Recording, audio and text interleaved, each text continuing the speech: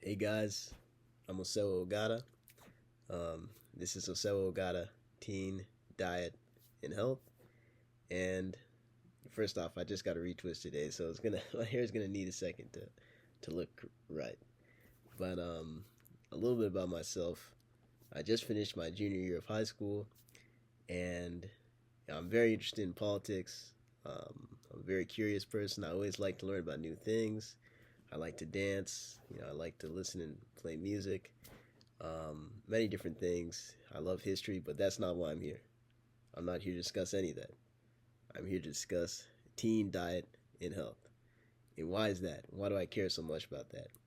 Because I'm 17, almost 18 now. But when I was four, starting from the age of four, I had a very poor diet. Right, I would just eat pretty much a lot of snacks, chips, cookies, whatnot, whatever. But more importantly, every Saturday, and I mean every Saturday, I would have McDonald's for lunch. And for some reason, I would only eat the patty. I don't know why. I didn't like the buns, but I would eat the patty, and I'd have McDonald's for lunch, and I would have Papa John's for dinner. Obviously, that's not good. That's not healthy, right? And over time, by about the age of 8, I became a pretty big guy. And when I say big guy, I don't mean tall, right? So 8, 9, especially 9, 10. Those are some tough times. And then 11, I started to go down. 12, and then from that point, I actually became more into fitness. Probably past 14, and then I developed myself into my body and something I was more proud of. But the point is, because of my own personal experience, that's why I'm so passionate about this. And I know that there were very much times where I was very unhappy with how I looked. I remember when I was 8, I would look in the mirror and I would just be just disappointed, right? And just honestly made sad at the time. And whenever we'd go to the pool, I'd always have a swim shirt. I was one of those guys. I remember my mom even made my older brother, Thomas, who's 2.5 years older than me. She made him wear a swim shirt too, which I guess was kind of unfair to him. And he would definitely ask, "Mom, why do I have to do this?" But I guess she wanted him to be in solidarity with me. But that was just one memory. Um, and just many times, just feeling inadequate. And I spent a lot of time thinking about that. Um, of course, now I'm at a place where I don't feel bad about my body.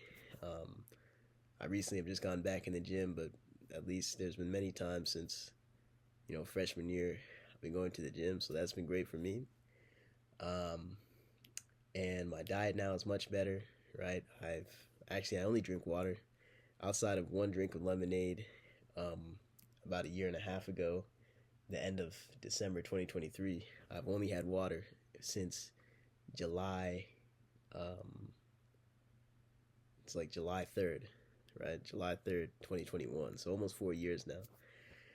Um, so that's why I care so much. But also, why is it important, like outside of my own life? Because health and wellness. Obviously, human beings, are any living organism. Their goal is to stay alive, right? Reproduce, I guess, but also to stay alive. So if you're not healthy, you can't stay alive, right? And these things, I think people often think, oh, I'm young, I can do this now, I can do that now, and get away with it, right? But these things add up. And, I think it's 60% of Americans have at least one chronic disease, and 40% have um, two or more. So that's a problem. And I know at least my quality of life got dramatically better when I started eating healthier, started exercising. But I know it's difficult, right? A lot of these companies, big pharma, all the companies, they make the foods very addictive, the drinks very addictive. So I understand it. And for me, it was certainly a struggle. It took years. Obviously, I was, unhappy with my body from about definitely at least age 8. And it really took until age 13 to see the changes I was looking for. So I understand that these things can take time, and especially I can understand it from the teen perspective, worrying about this, worrying about that, and, how your peers will see you, whatnot. So I think I can provide valuable insight on that. But I also want to clarify, my goal is not to be a YouTuber, right? That is not my life goal. There's nothing wrong with that. If that's your goal, it's not mine.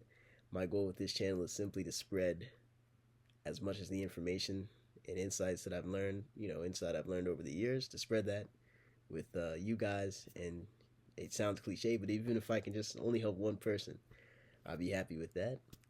And also, part of why, again, my goal is not to be a YouTuber or anything, is that I also don't believe it to be sustainable. I mean, you see a lot of these YouTubers who end up selling courses, right, on whatever niche topic that they're an expert in, but honestly, like, they pretty much post the same video every like 2 or 3 days, just with a slightly different title, right?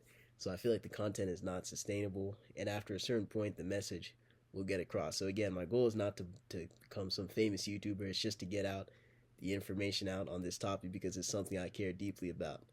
So I'm very excited. I look forward to more videos, and I'm always open to video suggestions. Of course, I have some ideas, but all within kind of health and wellness and diet. I'm not talking about politics. Again, I love politics, but this is not the place, even though there's a lot you could say at this time. So thank you, and I'm looking forward to seeing you again.